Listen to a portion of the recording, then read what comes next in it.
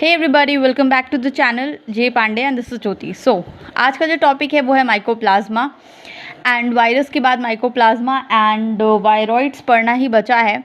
So I thought कि इन दोनों को भी साथ में ही ख़त्म कर देते हैं। लोएस्ट पॉस्चर जो थे, इन्होंने first time pneumonia causing organism को डिफरेंट शेप के साथ कैटल्स ब्लड में ऑब्जर्व किया था और उसका नाम रख दिया था PPLO, okay, pleuro pneumonia like organism, और ये इन्होंने 1843 में किया था। उसके बाद 1898 में नॉकार्ड एंड रॉक्स ने इसको प्योर क्रिस्टल फॉर्म में ऑब्टेन और इसका कल्चर इन्होंने बनाया, ठीक है। देन फाइनली 1929 में नोवाक थे जिन्होंने पहली बार PPLO को प्लाज्मा टर्म दिया। सो आप चाहो तो उसे याद भी कर सकते हो that Novak was the first person to give the term mycoplasma for PPLO, that is pneumonia pleuropneumonia like organism. Okay, उसके बाद अब देख लेते हैं माइकोप्लाज्मा है क्या। Mycoplasma are the smallest living prokaryotic cell without cell wall. अच्छा, अब जब सेल वॉल की बात निकल के आई है तो मैं आपको बता देती हूँ, बैक्टीरिया और माइकोप्लाज्मा दोनों ही प्रोकैरियोटिक सेल्स हैं, बट दोनों के बीच का डिफरेंस ये है कि बैक्टीरिया में सेल वॉल पाई जाती है और PPLO में सेल वॉल नहीं पाई जाती है। याद रखिएगा, क्योंकि अगर ऑब्जेक्टिव क्वेश्चन होता है तो PPLO को लेकर ये क्वेश्चन पूछा जाता है, ठीक है। इनमें सेल्फ रेप्लिकेशन की कैपेसिटी पाई जाती है और इनके पास triple layer lipoprotein plasma membrane होती है। अब प्लाज्मा मेम्ब्रेन को सेल मेम्ब्रेन कहते हैं, कंफ्यूज होने वाली कोई बात नहीं है। सेल मेम्ब्रेन और सेल वॉल डिफरेंट है, और ये आपको सेल बायोलॉजी वाले मेरे वीडियोस में मिल जाएगा, लिंक डिस्क्रिप्शन में डाल दूंगी, प्लीज़ जाकर देख लेना।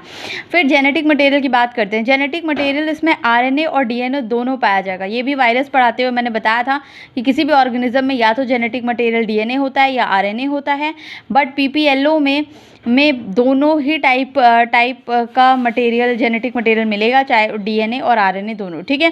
माइकोप्लाज्मा को क्लासीफाई करते हैं 3 पोर्शन में, कोलियोप्लाज्मा, एकोलियोप्लाज्मा एंड थर्मोप्लाज्मा, ठीक है। नाम से पता चल जाएगा कि कोलियोप्लाज्मा वो माइकोप्लाज्मा है जिनको कोलेस्ट्रॉल की रिक्वायरमेंट होती है उनके ग्रोथ के लिए। एकोलियोप्लाज्मा मतलब कोलेस्ट्रॉल नहीं रिक्वायर्ड है, ए जहाँ भी लग जाएगा समझ जाओ विदाउट ही होगा, so no cholesterol is required. Thermo में अब आप इतने तो समझदार हैं ही, थर्मो दैट मीन्स टेम्परेचर, तो require high temperature for their growth, okay. Elementary cell body, अच्छा ये भी एक छोटा सा पॉइंट है कि रिप्रोडक्शन में कौन मतलब हेल्प करता है या किसका फंक्शन है, तो वो एलिमेंट्री सेल बॉडी का फंक्शन है जो परफॉर्म करता है reproduction in mycoplasma, okay. The mycoplasma में बी स्फेरिकल, ट्रायंगुलर। अब क्योंकि सेल वॉल नहीं है तो कोई शेप नहीं होगा, आपने पढ़ा होगा सेल वॉल शेप देने का काम करता है, रिजिडिटी प्रोवाइड करता है, बट यहाँ पर कुछ भी शेप हो सकता है, ट्रायंगुलर, रेक्टेंगुलर, सैटेलाइट यानी स्टार शेप भी हो सकता है। प्रोकैरियोटिक होते हैं, बता दिया मैंने। 70s टाइप ऑफ राइबोसोम पाया जा रहा है, ये भी ध्यान रखने वाली बात है।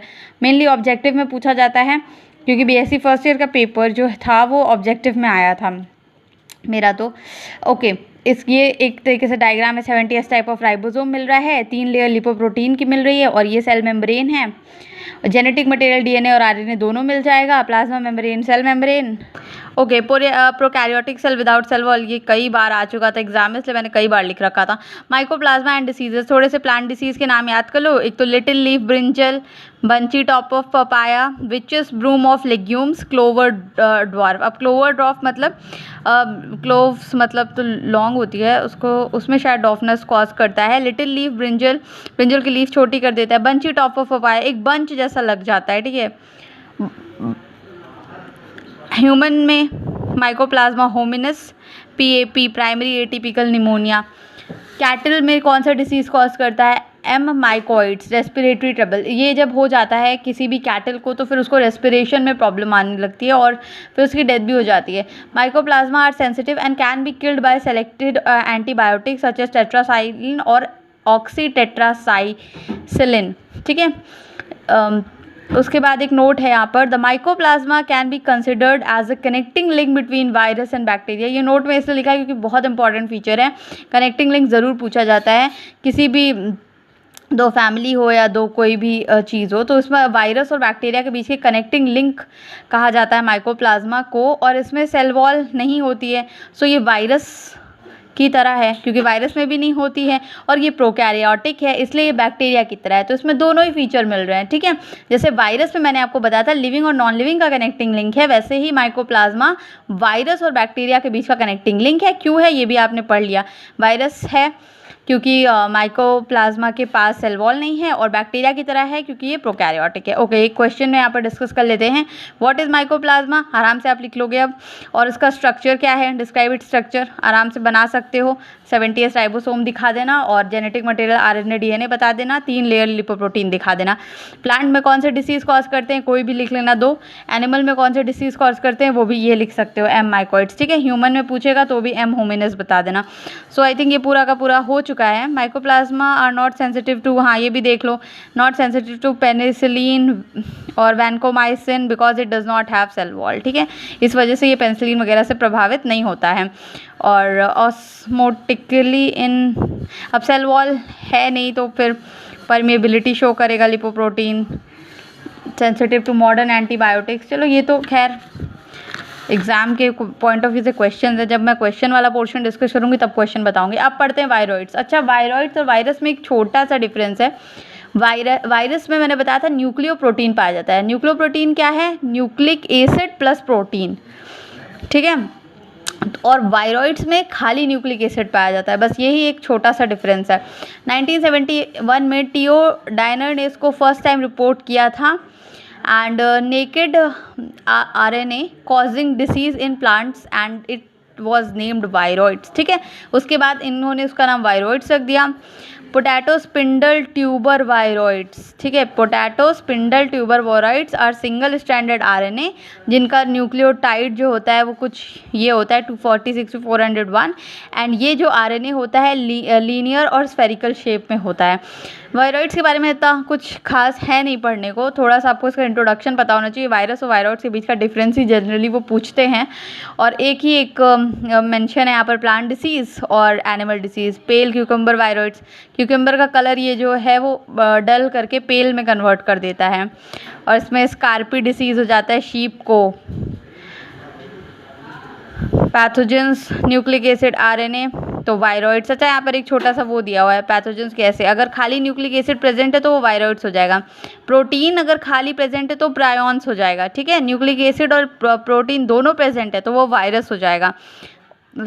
ये बहुत ही इंपॉर्टेंट है आपको एग्ज़ाम में, अगर आपने ऐसा फ्लो चार्ट बनाया तो आपको बहुत ही ज़्यादा हेल्प मिलती है रिवीजन के लिए, खासतौर से तब जब आपका एग्ज़ाम जो है वो ऑब्जेक्टिव हो रहा होता है। Prokaryotic cell without cell wall है तो माइकोप्लाज्मा, और prokaryotic cell with cell wall है तो बैक्टीरिया। आज जाके वायरॉइड्स, प्रियॉन्स और माइकोप्लाज्मा, बैक्टीरिया ख़त्म होता है।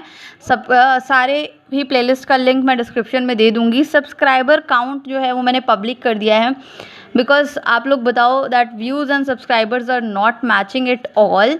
व्यूज़ तो बढ़ रहे हैं, कमेंट्स भी I receive very good, but subscribers are not increasing, and I am investing my time in this videos making videos, so I want कि सब्सक्राइबर्स बढ़ें so that I get motivation. क्योंकि एक ही इंसान मुझे बार बार वीडियो डालने के लिए कहता है और मैं डालती रहती हूँ, बिकॉज ये तो मेरा एक तरीके से शौक भी है। लेकिन जब मुझे रिस्पॉन्स मिलेगा तो maybe I will be more motivated to post videos regularly. Okay, so please do like, share and subscribe. Next topic मुझे कौन से पे वीडियो बनाना चाहिए प्लीज़ कमेंट सेक्शन में बता दो, और इसमें कुछ रह गया हो तो भी बता देना, ठीक है। Wait for the next video, till then please do subscribe because it's free है। एक बटन ही दबाना है, रेड से ग्रे करना है यार।